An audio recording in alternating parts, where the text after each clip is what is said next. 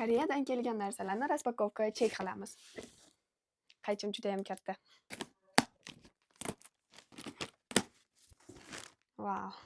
Muhammad Yusuf senga yoqadi hammasi. Boshladik. Shirinliklar. Hammasi ukam bilan singlimga.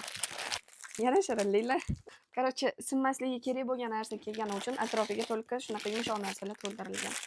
Yana shirinlik, yana bu meni uyda ishlatadigan narsam, zakazim. Bu men bilan oyimning sevimli shirinligimiz. Men bu narsani Erjon nimaga berib yuborganligini bilmayman. O'zbekistonda borligini bilmasalar kerak.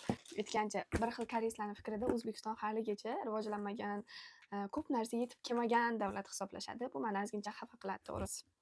Salfetka. Chunki O'zbekistondagi salfetkalar to'g'risi yaxshisi slishkam qimmat, narxi o'rtanchasi zo'rmas ekan. Yana salfetka, yana salfetka, yana salfetka. Va eng asosiysiga kelamiz. Tefal.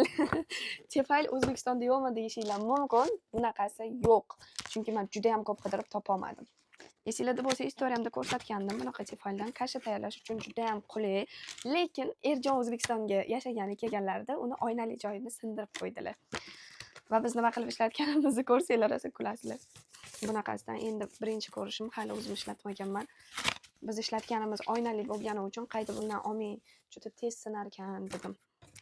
Knishkasi tag qismi. O'zimiz Koreyadan kelayotganimizda o'zimiz ishlatib yurgan tefalni tag qismini olib kelmagandim. O'shanda ham Koreyadan pochta qilib jo'natgandilar Erjon. Ko'rinishi chiroyli ekan.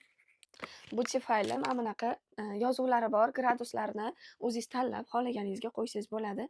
Chunki bu yoqda kashaniki bor, choyiki bor, kofeniki bor va yana nimadiriki bor. Undan tashqari 100% qaynatsa ham bo'ladi. Bu safarlik tugadi. Bo'ldi.